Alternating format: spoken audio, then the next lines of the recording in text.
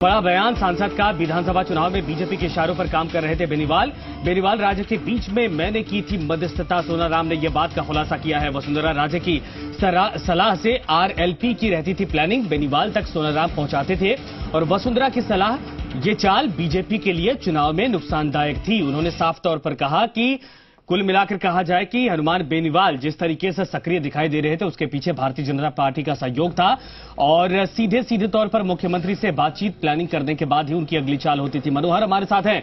मनोहर, वाकई में जिस बात को लेकर जिक्र विधानसभा चुनाव के दरमियान किया जा रहा था उस बात का खुलासा कर्नल सोनाराम ने कर दिया। जी बिल्कुल, जिस तरीके से आरएलपी ने राजस्थान में विधानसभा चुनाव लड़ा और जिस तरीके उनकी रणनीति रही उसका खुलासा है जो आज बाड़मेर जैसलमेर सांसद सोनाराम कर्नल ने कर दिया है।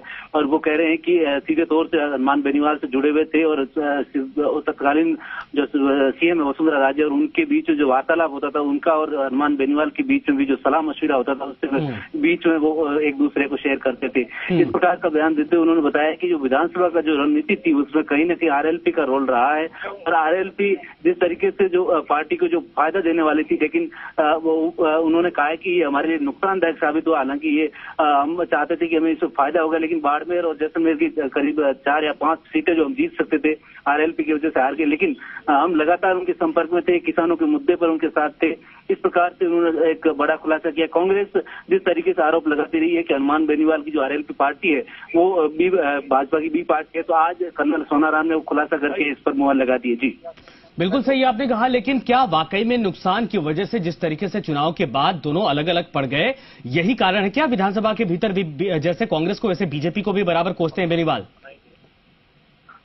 जी बिल्कुल, जिस तरीके से जो नतीजे जो विधानसभा के आए हैं उसके बाद लगातार भाजपा और जो आरएलपी के संबंध वैसे स्वार्थपूर्ण है कि नहीं ये कहना मुश्किल है क्योंकि जो रिजल्ट है वो उनके मुताबिक नहीं आया, न भाजपा के और न कांग्रेस के। लेकिन जो दोनों के लिए नुकसानदायक साबित हुआ ये जो आरएलपी का जो रिजल्ट है, आरएलपी की 3 सीटें जो रही है वो दोनों पार्टियों के लिए नुकसानदायक रहा है।